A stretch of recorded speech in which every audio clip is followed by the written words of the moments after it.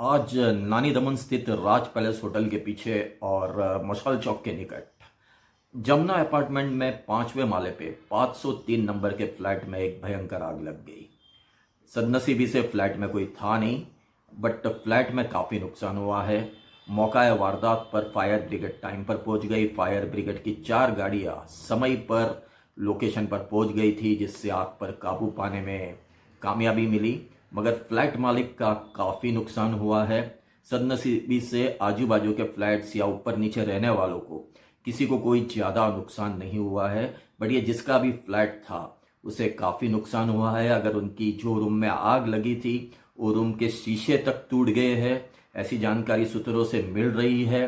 और उनका जो रूम का फर्नीचर था पूरी तरह जल के खाक हो चुका है, चाहे बेड हो, चाहे कपड़े हो या बाकी का सामान हो। अगर जैसे हम आपको अपने फुटेज में भी दिखाएंगे, वो रूम का जो पंखा लगा हुआ था, सीलिंग फैन, वो भी पूरा पिघल चुका है। उसकी आपको एक भी पांख नजर नहीं आ रही है, मगर ऊपर वाले का करम है कि कोई जानहानि नहीं हुई। और फायर ब्रिगेड और पुलिस डिपार्टमेंट दोनों ने समय पर पहुंचकर आग पर काबू पाया और लोगों को सुरक्षित बिल्डिंग से बाहर निकाला।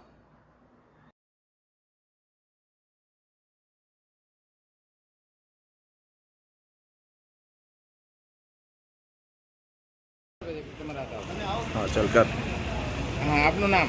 મારું નામ ભરત કુમાર દેવચંદે, લીડિંગ ફાયરમેન, મોટી દમણ ફાયર સ્ટેશન। આજની ઘટના?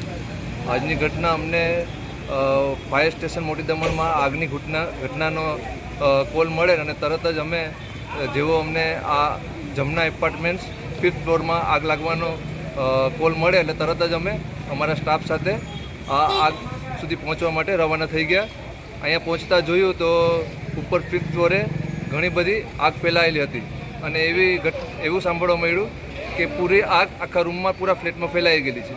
એટલે અમે તરત જ અમારા સ્ટાફ સાથે ઉપર જઈને ફાયર ફાઇટિંગ ચાલુ કરી અને જેટલા બી ઉપર બીજા લોકો જે બીજા રૂમમાં બીજા ફ્લેટમાં રહેતા હતા એમને ફસાયા હતા, એમને તરત જ દરવાજો ખખડાવી દરવાજો ખોલીને એમને બહાર નીકળવાનું કહ્યું।